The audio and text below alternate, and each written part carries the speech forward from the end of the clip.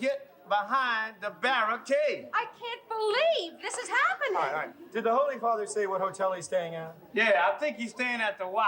The YMCA. Yeah, hey, guys, give me a hand. Come on, let's go. All right, now look. I am a man of God, but I have a limit to my patience. Is he going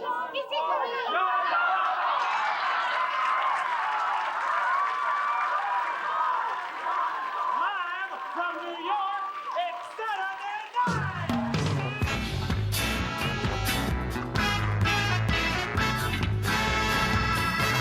Hello and welcome to the Not Ready for Primetime Project. We're Gary Seath and Brad Robinson. And you're not. This week on The Early Years, we're talking about Season 5, Episode 1, with host Steve Martin and musical guest Blondie. This show originally aired on October 13th, 1979. Brad, this is not a repeat. No, Season 5. Welcome. How was your summer, bud? It was hot and rainy. It was hot. That's true. Yeah. How was yours? Ugh, it was rough. Anyway. Boo-hoo. Anyway. But we're back. We're back. Season 5. Yeah. All right, good catching up. Here we go. Yes. For all the listeners, that was, you know this because you've been listening for 4 seasons now, but that's as much personal information as Brad wants to give on this show. So piece together Gary, what you if will. I may. Yes. Please rate and review. Go ahead. They're kicking off Season 5. Lots of changes. We talked about those in the preview episode, but they're kicking off Season 5 with the old standby Steve Martin. You know what you're getting with him as the host. I mean, you don't know what you're getting, but you know you're getting a solid host who's going to come in and be in as many sketches as you need him to be in, do as many things as you need him to do. If he needs to carry the show, he'll do it. And I think that's kind of a welcome host right now for this show. That's kind of what they need, in my opinion. It makes sense. I think in Susan Morrison's book, she makes the comment or something about like selling the ticket for the show. And it's like, Right. that's what they did this episode. It's okay. Season 5. What do we do? Really great host, really great musical guest, Steve Martin, Blondie. Like you said, Yep. Can't ask for much more.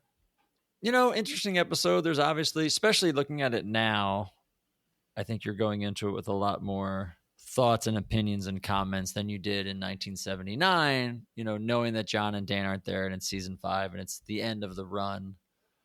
You know, I'm not sure how many regular viewers at the time in 1979 knew this could have been the beginning of the end. Like this could have been, Right. in all reality, the final season of SNL. Really could have been. But it's not. And I mean, this is not a great episode, but to be fair, season premieres generally are not. Correct. You know, and even just for this era, with the exception of Season 2, Lily Tomlin, we've not really had a really good season premiere. Yeah, and I didn't even love that one, to be honest with you, if I remember correctly. No, we liked that one. It was high. I went back and looked. We both had it fairly high. I mean, you can't count Season 1 because it was literally the very first. Sure. Yeah. But we didn't love Steve in Season 3, and then you know the Rolling Stones in Season 4 was kind of a failure, and let's try to be how great we are. So yeah, I mean it's like, you know, season premieres are always tough. You know, you got to get the rust off. You got to get your legs under you again. Yeah, and coming in with a known quantity like Steve Martin, even though he's not really promoting anything, he just, I guess one of his comedy albums was. He's got an album, yeah. But you're right. But again, at this point, it doesn't matter. Do you need to promote anything if you're Steve Martin? I mean, he's Steve Martin. That's all you need. And it's still, you know, we don't see a lot of that anyway in this era of people coming on and talking about their projects necessarily. So, yeah, I mean, I think this is interesting. This is an interesting episode because it's just Steve and the 5 cast members. There's no explicit feature players introduced. We do see a bunch of extras and writers and stuff in different sketches, but this is the first episode and it's just really the 6 of them for the most part on stage, on screen as it were.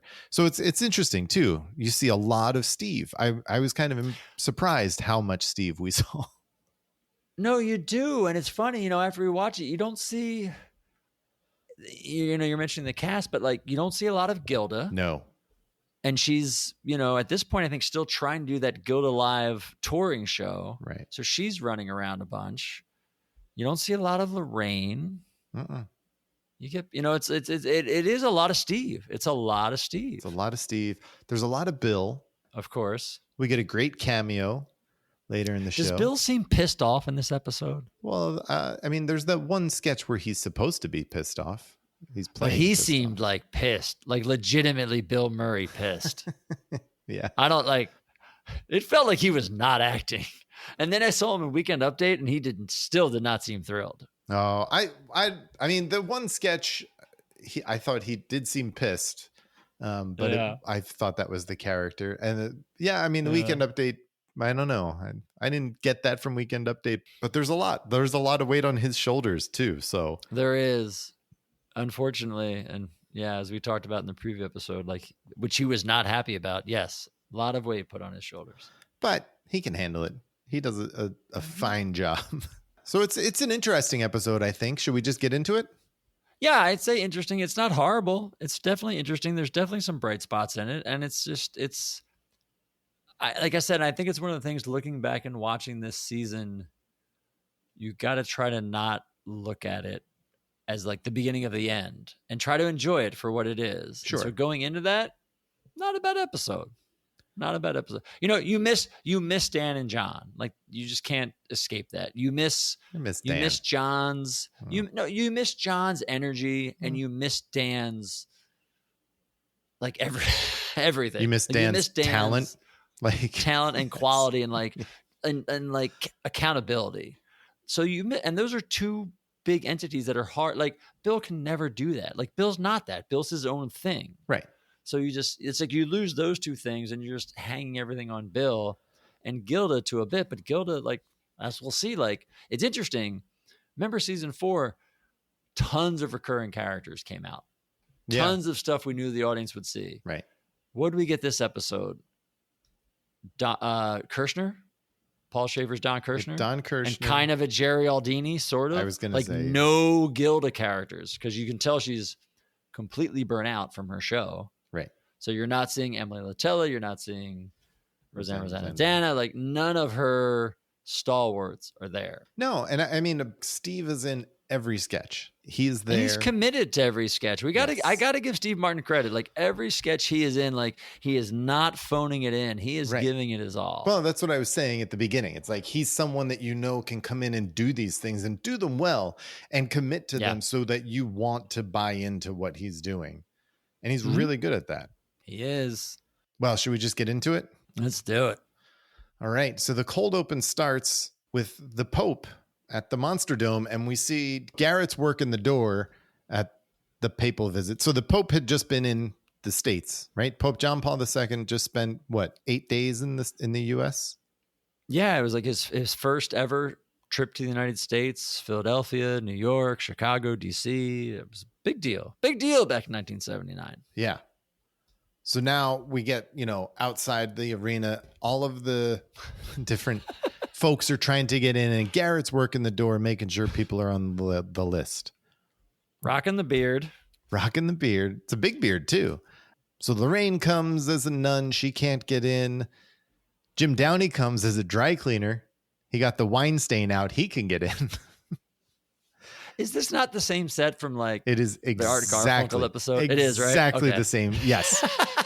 I even like. Okay. I even thought that Garrett's satin jacket was this. Like, I felt like that was the same that the doorman was wearing. Okay. Yeah. No one could get in. Gilda does come as the singing nun, Janine Deckers. I was going to say, okay, I feel like I should have known who the singing nun was, and I will admit that I do not. Yeah, you're fine. Okay. And Bill and Jane come on. Bill as Father Eldini. So Monsignor Eldini. Monsignor. Give him credit. Sorry. Come on. And Jane as his guest, a nun. And they can't get in. And the whole thing is just playing up until Steve comes out as Pope John Paul II to, big applause from the crowd. And he just says live from New York. And that's our opening sketch. It was fun. Not bad. Yeah. Aside from realizing I feel like I should have known who the singing nun was and did not. It was fun. It was fun watching Bill do Monsignor Eldini. I did laugh at that. It was funny with his quote unquote guest. Yeah. I thought it was a good way to get everyone in. First thing of the season, everyone gets a little bit of screen time. But you do notice how few people they have in the cast because Jim Downey gets one of the bigger laughs of the entire thing with the Weinstein. Mm-hmm. Gilda gets a bit of an applause when she first comes on. It was good to see Gilda. Yeah. I mean, the energy was overall kind of low, but overall not a bad cold open. And I mean, I like the fact, they were hitting on something topical with the Pope's visit that just ended a week or so ago. So yeah. Yeah. It was a solid way to start the season and get everybody in there. Well, from there we go to the monologue. We have a new home base, right? A little bit. Yeah. A little redesign of home base. A little bit. Garage backdrop. Yeah. Steve comes out in a pink suit with a red tie, doing a new set. He's doing a bit about being a male model. And then he is interrupted by an orchestra. Yeah. Then they segue into the old, what's going on here, gag? What are you guys doing during this live show that I wasn't prepared for? Right. Yeah. Yeah. Howard Shore does not respond because he's wearing giant headphones to conduct the orchestra. He calls him by name. He's like, Howard, what's going on? Yes. And they're playing a great catchy tune, and that inspires Steve to dance. And then we just see Steve dance for the rest of the monologue, really. I was waiting to see Happy Feet when they started dancing. I was like, okay, he's going to do Happy Feet. It also made me want, it was like reminiscent of, Pennies from Heaven's coming soon. Yeah. Steve dancing. That's true. That was fun. I was subdued, but it kind of worked. You know what I mean? I like that it wasn't, we've seen Steve on the show a bunch now, and it was not a standard monologue. It's something different he had done, which I kind of liked. It was fun. Yeah. Yeah, I thought it was good. I thought it worked, and it was subdued. I kind of liked that. It was a nice way to kind of ease into the season. Ease back into it. Yeah, different for him, but a good different. And I think I don't know who else could pull this kind of a monologue off. It's like that's classic Steve Martin silliness that just really worked. Yeah. No, it felt like it was Steve Martin and not anyone else that did that. Yeah. Mm-hmm. Well, we get our first new commercial of the year. Do you remember Traveler's Checks, Brad? Okay. My first note, aside from exclamation point that Downey's in this sketch, is admittedly, I do not know how traveler checks work. Oh. So I don't know how funny this was. Oh, okay. I remember them being a thing. Yeah. But I legitimately don't remember how traveler checks worked. So basically, you would go, if you were traveling to, especially like foreign travel, right? Right. You would, because like people didn't use credit cards all the time, and you couldn't, carry so much cash, and you couldn't write like your regular check if you were in Malta or Italy, right? Okay. So you would go to your bank and you would get these things called traveler's checks, and they would come in denominations like, I forget, like 10s, 20s, whatever. Okay. And you would get so many, like say $200 of traveler's checks to go to Italy. So 200 lira or whatever. Right. And then when you're in Italy, you would just sign those over, and they were guaranteed so that the vendor or the shopkeep in Italy didn't have to try to accept your check from your bank in New York City. It was guaranteed. It's like it was guaranteed money. Right. No, I get it. That's all. So then my question is, why do you need a dude on the other line? Like, why are you calling back? Because if you have a problem like these in the commercial, they lose it, right? So if you lose your traveler's checks, you have like receipts. There is a paper trail. You can say like, I lost these or whatever, and then you can, or report them stolen, and then they're void, so that it's like insurance against it, basically. And, I see. And so this commercial then is a couple traveling, lose their traveler's checks. They need to call, and the concierge is like, oh, it's probably American Express. It's not worth calling now because they're not going to be there. And they were like, no, these are actually Craig's traveler's checks. And Craig is, like you said, Jim Downey, who is in an apartment, and he says, look, if you use other traveler's checks, you don't know when you can get them on the phone, but I never leave my apartment. So use Craig's traveler's checks. That's it. That was this commercial. As I said, not understanding how traveler checks work. Yeah. I did like the idea of a guy who never left his apartment, so he would be there whenever you had to call with whatever the issue was in whatever country you happened to be in. Right. That was funny. Yeah. That was a lot funnier in 1979 because now today there are people who don't leave their apartments and don't need to. I just honestly had no idea what traveler checks were about. That's all right. Do you know what Spanish is? Nope, not really. Well, okay. So let's ease into Good luck, this next everyone. sketch then. So the next sketch has Bill and Gilda at home watching TV and she's doing a crossword. The doorbell rings and it's Steve, who is basically a door-to-door Spanish tutor. So he offers to teach them Spanish for free. And he basically lets himself in and starts teaching Gilda Spanish. And this is the sketch that you mentioned. Bill looked pissed off. I mean, okay. First of all, I thought it was very interesting that the first real sketch of the season is with Bill and Gilda, who, again, we kind of talked about this in Gilda Live. They're kind of done at this point. Right. And so you put the two of these on your featured sketch first up. I was like, okay, bold. Right. And then to that point, Bill just looks fucking pissed. Especially when it's not a character. Like this could have been Lorraine or Jane very easily. Yeah.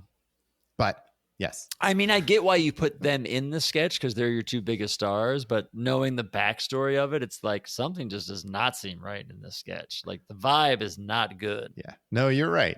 You're right. Now that I think about it. I thought Steve was very funny though. So every time they would talk to Steve, he would talk to them in Spanish and they would try to talk to him in English and he'd en español and Espanol. and then he gives them English to Spanish dictionaries when they're like, I don't know how to say this. Yeah. And he eventually asks to use their bathroom and goes in and starts taking a shower for some reason. And then Bill kicks him out. Yeah. That's where it went a little too long. Yeah. Yes, it went long. It went really long, actually. Yeah. Not the strongest thing. No. The season with. No, I agree. And I get your point of, Steve, again, as I think we'll say all night, Steve tried his damnedest. He did. He was fun, and it was fun to watch Steve, but Bill just had this vibe of he was just so pissed. And Gilda's just in the middle trying to make it work. And I don't know, just nothing was really clicking. And then trying to figure out where the sketch is going, because all it is Bill trying to teach them, Steve trying to teach them Spanish. But Bill's like, why is he here? I don't ever want to hear Spanish again in my life. Yeah. Thinking back on it now, after what you're saying, yeah, he does seem angry. It's like really angry. That was the first thing I noticed was like, Bill is just not happy. No. He wasn't. But this is one where, I liked the premise of this. I liked the idea of a door-to-door Spanish tutor. Yeah, I could see that. I liked that. I liked where it was kind of going. And then it just kind of went off the rails and stayed on too long. It did go long. Yeah. Speaking of sets we've seen before, is this not like the same living room? It's like the Whiteettes and the Coneheads. It's like the same set. I think it's new wallpaper, but otherwise, maybe. Otherwise, it seems very, very similar. But that's all There right. was a fun joke in the beginning. You mentioned Gilda's doing the crossword puzzle, and she's like, "What's a 3-letter word for like American Automobile Association?" Yeah. And Bill's like, "I don't know." She's like, "It starts with A." Yeah. I did like that. Well, our next sketch starts with a ridiculously long crawl in the beginning. Which makes me only think of one thing. Franken Davis? Yes. Yeah. I don't have it, but it's got to be Franken Davis. Anytime I see a very long expositional drop crawl, I go Franken and Davis. Yeah. And this one not only had it in the beginning, but then again at the end, it ended with a really long crawl. Well, that's okay. We'll get there, but yeah. Yeah. And was this Harry Shearer, I believe, doing the voiceover? I believe so. Yeah. It didn't sound like Don Pardo. And No. then I realized, oh, right, Harry Shearer's there. Yes. And I think it was Harry Shearer. Yeah. The long crawl told us basically that we are in the year 419 in a Roman encampment, and it explains what vandals are essentially. And so we see Al Franken come on and leave outside of a tent, leave a bag and then they set it on fire, and then they call for the centurion, played by Steve Martin, and he comes out and he's like, oh my goodness, and steps all over the bag, steps all in the poop. Same old joke. And they talk about vandals and how they toilet papered the entire encampment, and someone's like, is that a problem? He's like, well, if it rains. Another reason this is probably Franken and Davis is the two most featured writers in this sketch are Franken and Davis. Franken plays the guy who throws the poop and then gets like arrested or whatever and comes back in. And Davis is the guard with the centurion with Steve Martin, who has all the dialogue with Steve Martin. So it's got to be Franken and Davis. 1000% it's Franken and Davis. I guess this is just another example of the decline of the Roman Empire. Sign of the time, sir. It makes one sad when it comes... What? I ordered no pizza. Did you, Lieutenant? No, sir. Well, who is Centurion Lycus Flavius? I am he. Well, according to this, you ordered 3 anchovy pizzas. But this cannot be. I ordered no pizza. Well, someone has to pay for it. I walked 10 miles with these, but I'm not leaving here till I'm paid. Very well, but it does not seem fair. How could such a thing have happened? Sir, I have a theory. Perhaps this is the work of the Vandals. But why would they do such a thing? To vex us, sir. Then they shall not succeed. We shall hunt them down and force them to pay for these pizzas. Centurion, we captured one of the Vandals. He and his friends were throwing a dead cat in the aqueduct. Now we'll get around to the bottom of this. You're in a great deal of trouble, young man. What's your name? Augustus Caesar. Don't get smart with me. What's your name? Brad Gunderick, but you can't call my parents because they aren't home. He's lying, sir. We've summoned his parents. They should be here at any moment. Where is he? He's humiliated me for the last time. All right, mister. I've had it with you. Where did you ever learn to pull stunts like that? I don't know. Oh. Careful, honey. Oh. Brad, look at me. Look at me. Brad, why do you do this? Do you do this to hurt us? Oh. I did laugh out loud with, sir, I have a theory. Yeah, that was good. So they captured the Vandal then, whose name is Brad, which makes sense. Coincidence, purely coincidence, sir. And eventually they bring on his parents, played by Bill and Jane. Can we talk about Bill Murray and the character choices he makes in this sketch? Yeah. Bill Murray walks on sketch as this guy's father with a long, almost handlebar mustache and long gray, almost like a mullet. He looks like a cast off of like the Allman Brothers. Kind of. His hair's like up. It looks like it's up in a ponytail too. It looks like a, yeah, it looks like he's out of Lord of the Rings. Like, yes, it is an amazing costume and hair and makeup setup on Bill Murray on this sketch. Yeah, it's great. He's really good. And they talk about how they're going to punish their son and then they have to pay for the pizza and everything. And then, you know, they tell the centurion like, oh, you know, we'll take care of this. We're sorry. It'll never happen again. And then they walk away and Steve says, all right, go kill them and then put their heads on spikes. So teach people a lesson. And then we get the crawl at the end. And then it ends with a crawl. And I was like, yikes. Even Steve wasn't sure how to exit this sketch. I know. Again, I liked parts of this. I liked the idea of all of these pranks happening in 419 to a Roman army.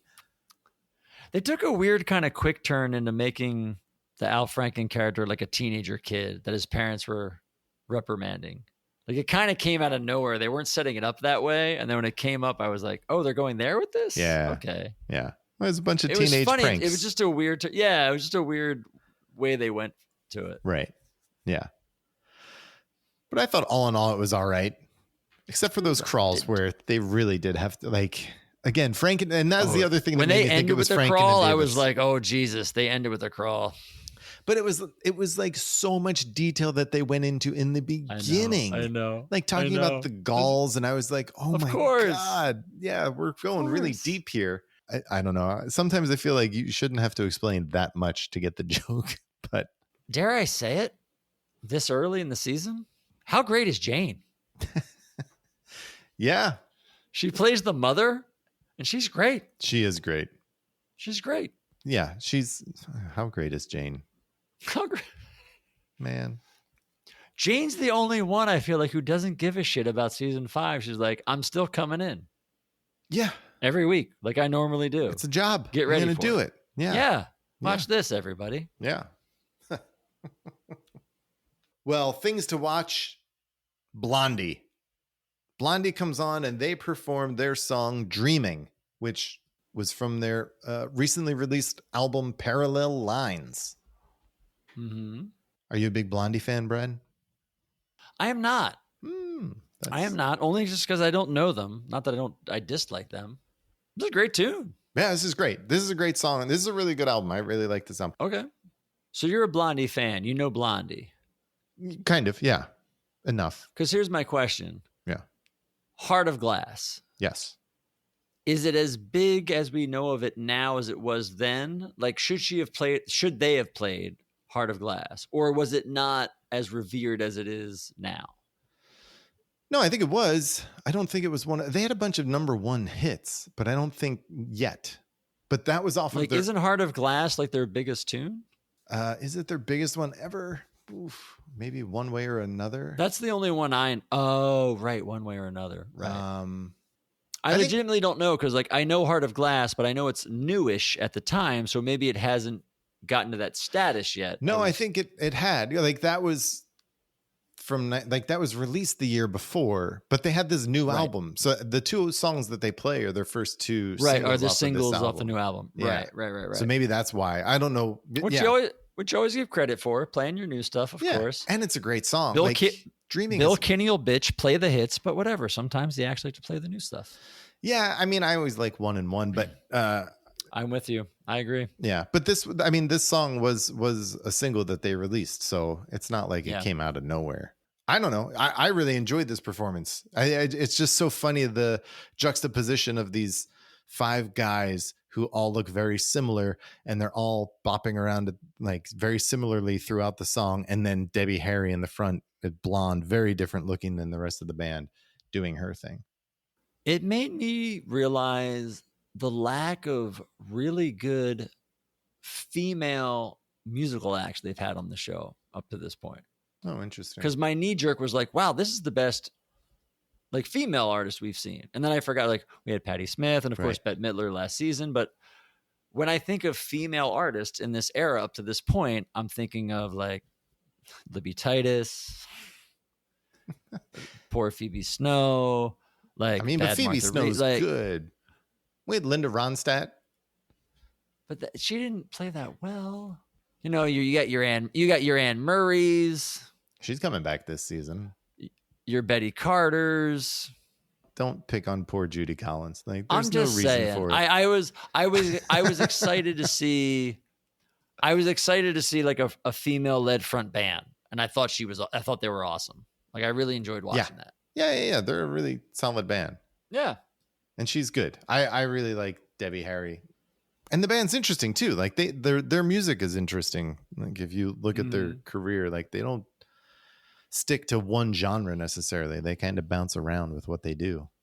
And I really like this. This is a big get at this point, right? I mean, they're a popular big act at this point. Yeah. Yeah. I think we see, like we said, we see a lot of that this season, I think. Yeah. So this was fun. I really enjoyed it. I thought this was a really good, really fun performance. I agree. Yeah. Well, from there, we go to a live commercial with Steve. So it's Steve to camera in a bathroom talking about all of the germs and how the little toilet paper seat covers won't help you, which is really funny because I was like, oh my God, it's 46 years later and we still have those toilet seat paper covers in public restrooms. And he talks about a new product called Rise, which if you spray into your mouth helps keep the high and hygiene. And there's a whole gag where he goes into the stall and he talks about how because of Rise, you sit 8 inches above the toilet seat and we see his feet for 5 minutes. For 5 minutes. And then the camera pans up and we see Steve raise up above the stall and talk to camera. This is so stupid. And I laughed my ass off. It's really stupid. It's really silly. Yes. And then we see the stall next to him comes up and someone's reading the newspaper. Of course, it's a Wall Street Journal. Of course. And we get a Buck Henry cameo. Buck Henry with a beard cameo. Okay. There is no reaction. I know. I'm not exaggerating. None. No reaction. Yeah. Do they not know it's Buck because of the beard? Maybe. You mentioned the beard. Like, do they not know who it is? Maybe they don't. I don't know. I was kind of confused how there was no reaction. I actually rewound it because I couldn't believe there was zero reaction to Buck Henry showing up. Yeah. There's nothing. I know. It's so disappointing. It's so weird. It's very weird. But then it ends. But yeah. Yeah. And that's it. That's our commercial. Like it's pretty quick. That's it. Yeah. I thought it was fun. Silly, like you said. It's like totally dumb, but again, one of those stupid but funny things. Like it just it's very funny. It works. It worked for what it was. Like it wasn't trying to be anything more. No. And that then rolls us into Weekend Update. Bill and Jane again. I like they got applause. They did get I feel applause. like we haven't seen that before. They announced the Weekend. Don Pardo announces the Weekend Update team. They got applause, which I liked. Yep, that was good. There's camera trouble on the first joke. That's how you know it's the season premiere. I was like, really, guys? Really? The first joke and she can't find the camera? I know. Oh, God.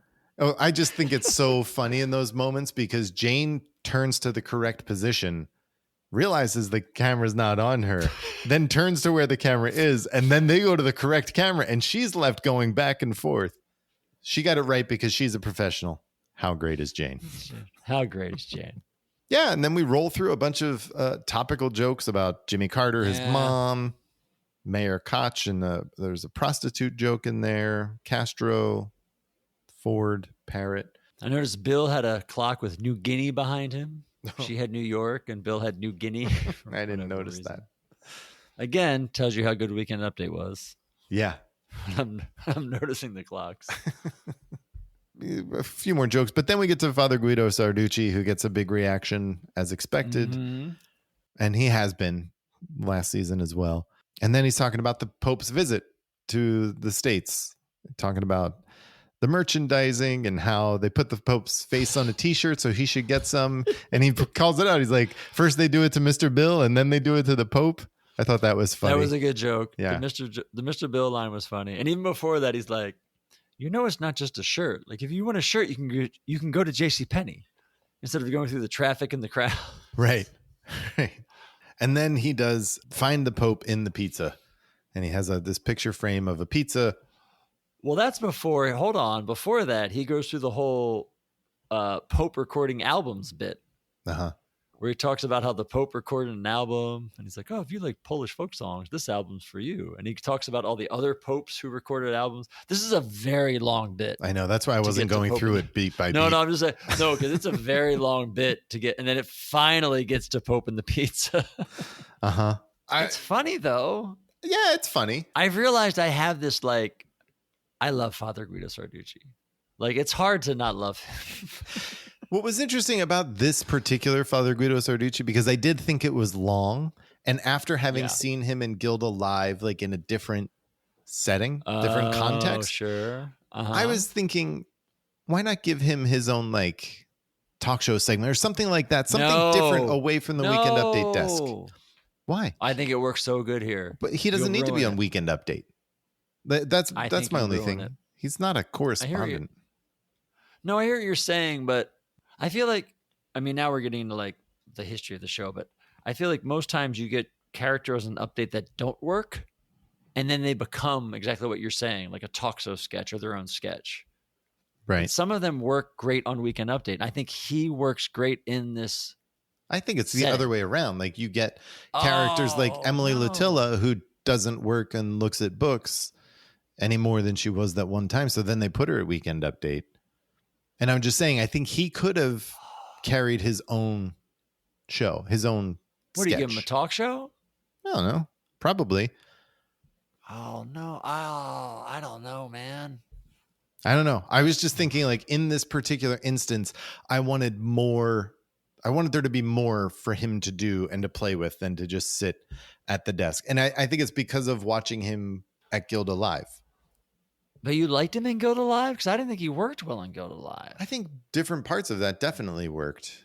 Yeah. Like the part with the old guy where he wheels the old guy out and then he has like he's not doing a lot. And I'm not saying like all of a sudden you're gonna have Father Guido Sarducci like whatever man on the street, but just like some more space. I don't know. He just felt really confined to the desk. That's all. Where do you want him to go? Is it like Church Chat? He has like his own talk show? Oh, there you go. Church Chat.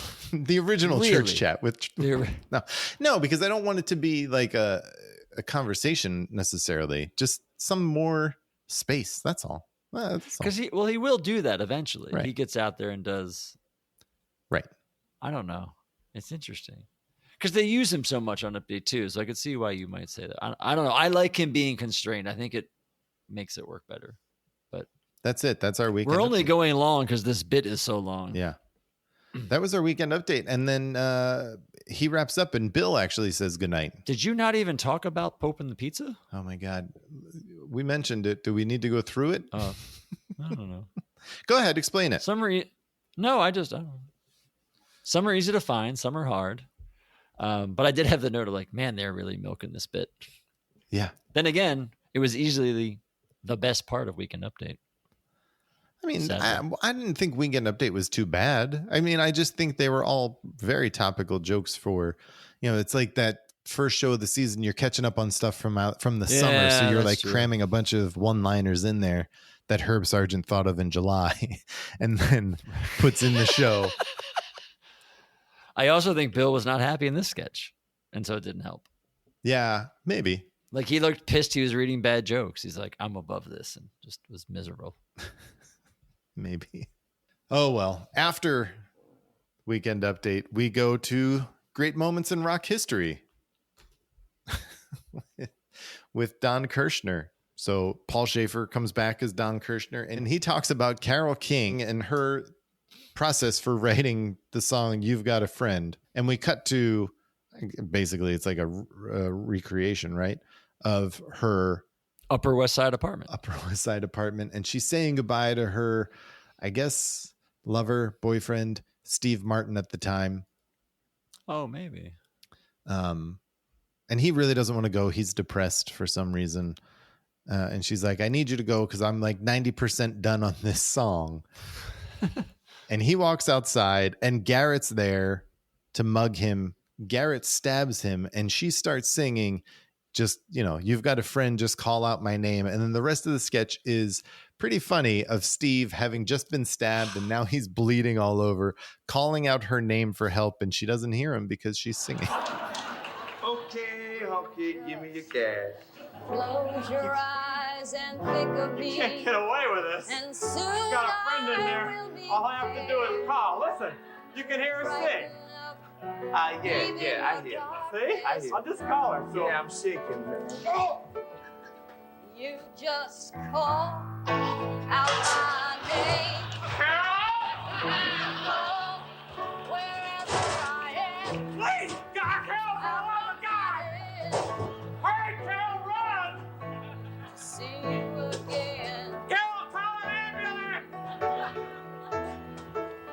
Winter, spring, summer, or fall. Now, Carol, now! All you gotta do is call. Carol! And I'll be there.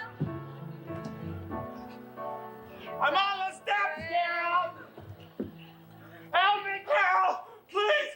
Oh, Carol, thank you! Carol! Now ain't it good to know that you got a friend? Carol, I need You you! can be so cold. They'll hurt you I've been hurt! and desert you. I've been seriously hurt! Yeah, I don't know who or how this idea came to be. This felt like a And as Steve I'm- thing to me. Did it? Yeah. because it did kind of feel at times like Steve was forced in it, but then I was also like, I don't know who else would do it. Yeah. And as I'm watching it, you can tell at the start exactly how you explained, okay, he's going to leave and something's going to happen to him. And then she's going to write the song. And Garrett stabs him and then runs away. And at this point, I'm still not sold on the sketch. I'm like, how is this going to work? I don't get it. And then as she sings the song and it goes on and on and on, this is hilarious. Yeah. Right? I really thought like, it was funny. There's a moment she's like, you can call out my name. And he's like, hey, Carol, run. She's like, I'll be there. And he's like, now, Carol, now.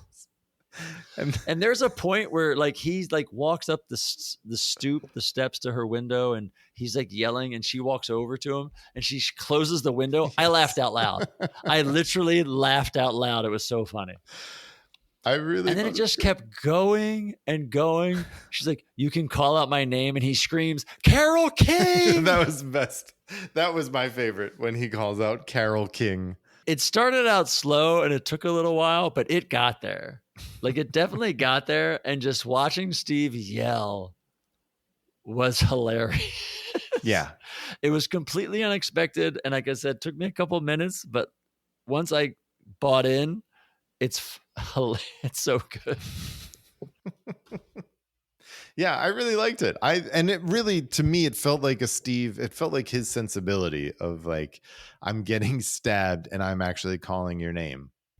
I could see it, yeah. What I don't think worked, though, I don't know how well the Don Kirshner thing worked. Because it was so funny.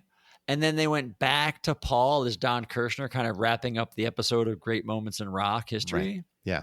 I actually feel like what could have been better, I mean, this is easy to nitpick, but if they would have set it up with a crawl and let the sketch be itself, but you already used the crawl twice on Vandals. Right. So you can't go to the crawl. So what do you do? Well, it wasn't written by Franken and Davis. That's how you... But it was like, I was laughing, and they went back to Don Kirshner. And I was like, okay. But the Steve and Lorraine thing was hilarious. I was surprised at how much I liked this sketch because it was really, really funny. Yeah, I really liked it. I really thought it was great. And I actually, really like, the longer it went on and the more absurd it became, I was like, better. This is great. Yeah, totally. It kept getting better and better and better as it went on. Yep. Yeah. She's like, winter, spring, summer, or fall. Now, Carol. Yeah. It's really good. It's written really well. Yeah. Well, if you enjoyed that, you may as well just take a nap, because after that, we get, I think for the second time, the David Susskind show. Which is a shame because the first time we saw it was great. That Mother's Day episode, Richard Dreyfuss. Yeah. The Mother's Day one was very good. You know why this one might not be that good? Because Bill's pissed off? Yeah, because Bill's pissed off. Yeah. His David Susskind, not very good. It wasn't very good. No, because he's pissed off. Yeah. So his panel is Garrett playing Cleavon Brown. Still in a beard. Jane. It's his beard. What do you... I don't know that's going anywhere. Jane plays Audrey Pert Dickman. She's back, second time. And Steve plays Pat Hayes. And they're all talking about Hamilton Jordan. Do you know who Hamilton Jordan was, Brad? I do, because I looked it up, but that's all. Well, that's, you were a baby when this show came out. So I was a tyke. So who was Hamilton Brown? Jimmy Carter's chief of staff. And apparently he liked cocaine, or at least everyone on the panel saw him do cocaine at some point. And that's basically what this was. And then Steve's character saw him do cocaine, and then he had sex with Margaret Trudeau. Oh, right. That was this sketch. Yeah, I got nothing on this one. Yeah. You didn't even write any notes? No. My notes are like chief of staff, Audrey Pert Dickman, and Steve hands are still red from the fake blood from the last sketch. Yeah, they were really red. Those are my notes. That pretty much sums it up. How about Blondie? Do you have notes on Blondie's performance of The Hardest Part? So this song has not been released yet. I have one. It's Fine. Yeah, I felt like their first song was better, for sure. This song was not released yet, so the only people who knew it were the people who had the album, but it wasn't like a radio play yet. Yeah, I mean, it was fine. It was a fine performance of this song. I thought nothing crazy to write home about, nothing too exciting, but a good, solid performance. Good. Yeah. I say fine, but I don't mean it in a bad, like, very good. Yeah. Very good performance. Like, yeah. It's a great, fun band. I actually really enjoyed watching Blondie on this show. Oh, good. I really like their album Parallel Lines. Their first song on that record, Hanging on the Telephone, is awesome. So check that out. It's a Nerves cover. Anyway, after Blondie, we get Harry Shearer. Thank God.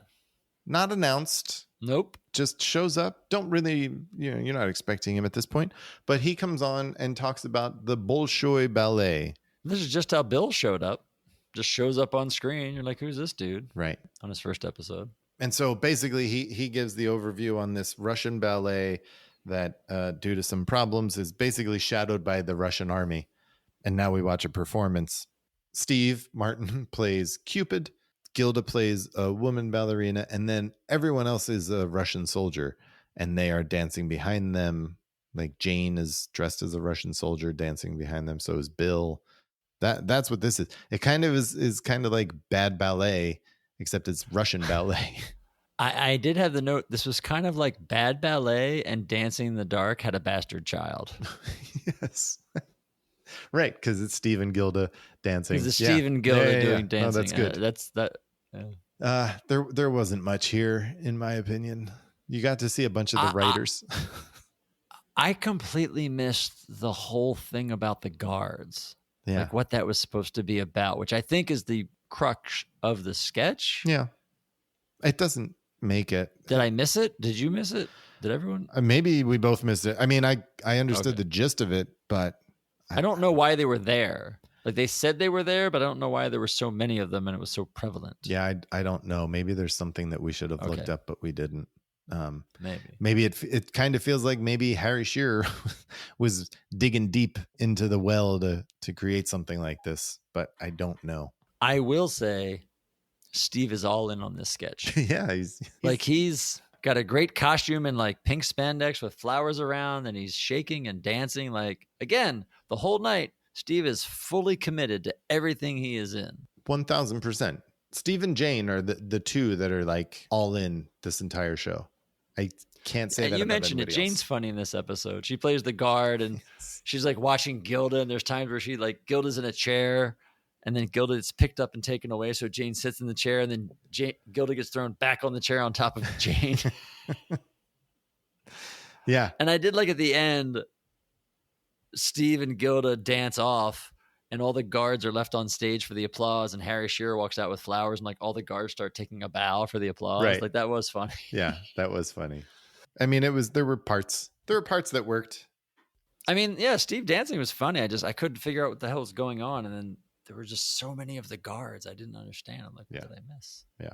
Oh well. Yeah, well. Yeah, well. Are you ready for an all new Mr. Bill show? Season 5, baby. Yes, I am. Well, good, because that's what you're going to get. So it's an all new Mr. Bill show with a new cast. And he tells us that Mr. Hands and Sluggo are not allowed because he realized that, they were ruining things. So he gets Miss Shelley comes on, and then Mr. Hand comes, and then it's a typical Shelley Mr. or Bill. Sally? I think it's Did Sally. I say Shelley?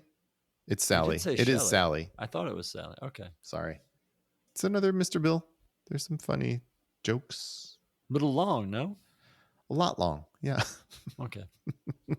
Yeah, it was interesting. It was like he went to Coney Island and went to the water. Did a shark eat Mr. Bill at one point when he was in the water? Yeah. Did a shark eat him? Okay. I don't know. I kind of got lost there for a minute. Yeah, it was weird because it was like Mr. Hand's not here, but then Mr. Hand shows up. Right. And drops because he's going to show the home movies of the summer, what they did this summer. And, right. But I never really understood why. But yeah. Right. I'm holding out hope, though, for Mr. Bill. Yeah. Yeah. We'll see where it goes from here. I am holding out hope. You know what I hope we don't have to say about Mr. Bill at all this season? What the hell is that?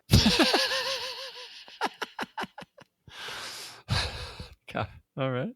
That's it. That's what our next sketch is. So Steve comes out in a Hawaiian shirt, and it's just him looking, off camera saying, "What the hell is that?" And then eventually Bill comes on as Honker, and then they're both looking. What the hell is that? What the hell is that? How did that dang deal get here? Hey, come over here and look at this deal. What the hell is that? I don't know what the hell that is. What in the hell is that? Hey, you kid, get away from there. I would not mess with that thing. Don't put your lips on it. What the hell is this? Well, get a photo of me with it anyway. Be careful with that thing.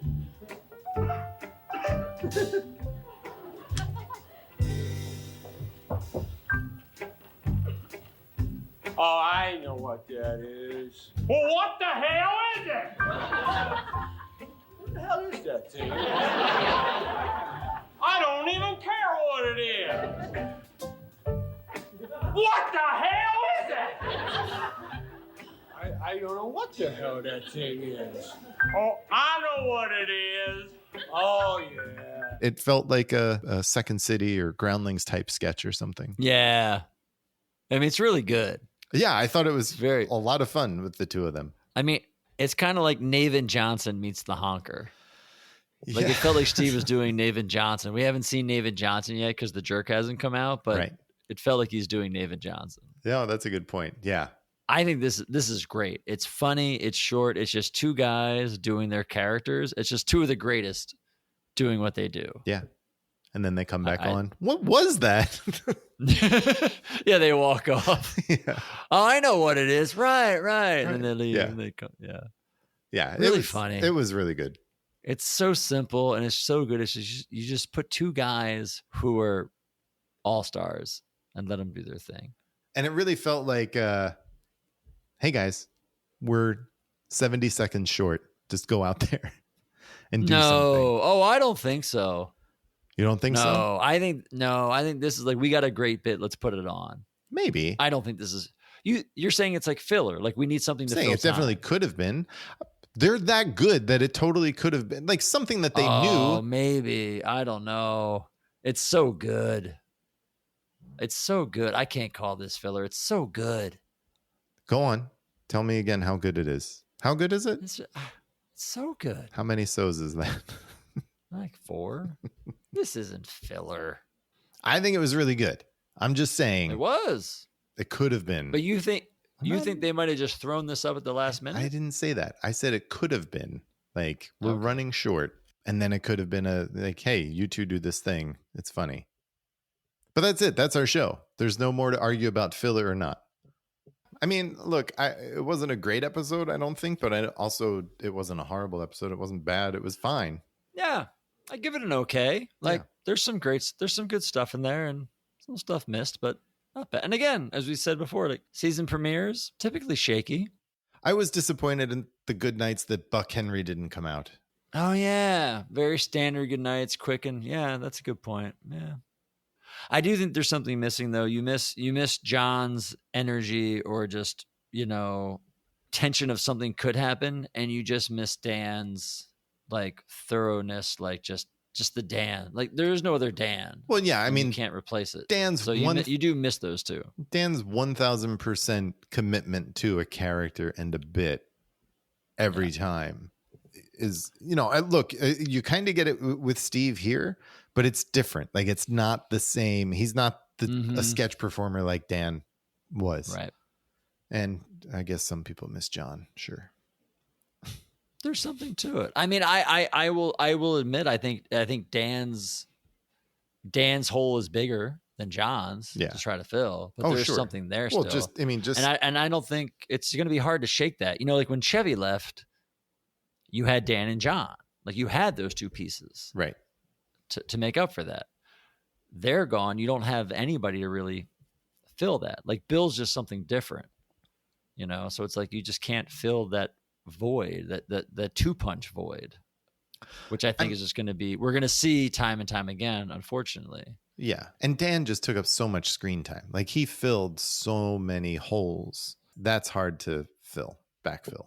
Yeah. And I think that let Bill shine because Dan was doing so much that Bill could not pick and choose, but he didn't have as many times to have to prove himself. Right. But now when the spotlight is solely on you, it's hard. And so it's like he's got to do clunkers because he's the only dude who's there who can do them. Right. You know, he doesn't have a Dan or somebody else or a John taking stuff. Like how many times we watch John do something? We're like, that's not good. Well, there's no John. Now Bill's got to do it. Right. You know, now Bill's got to go do it until you start getting, 8 feature players. Yeah.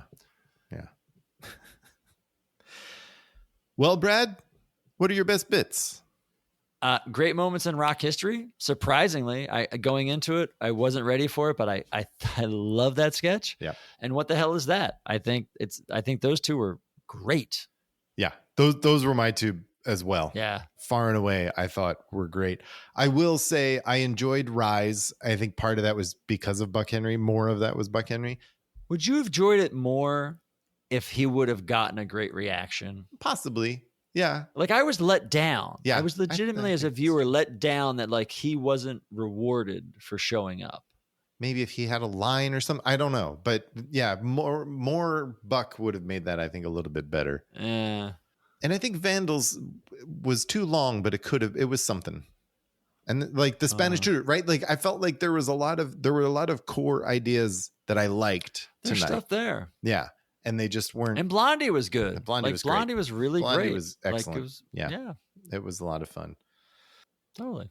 All right. Well, not a bad way to kick off the season, especially a season, like season 5. Nope. Next week, we'll be talking about season 5, episode 2 with host Eric Idle coming back for his 4th and final time. And musical guest Bob Dylan. Until then, good night and have a pleasant tomorrow. Good night and have a pleasant tomorrow. Thanks for listening to the Not Ready for Primetime Project. Look for us on social media everywhere at NR4PT Project. And please drop us a line to let us know what you think of the shows. And frankly, because we're kind of lonely, at nr4ptproject@gmail.com.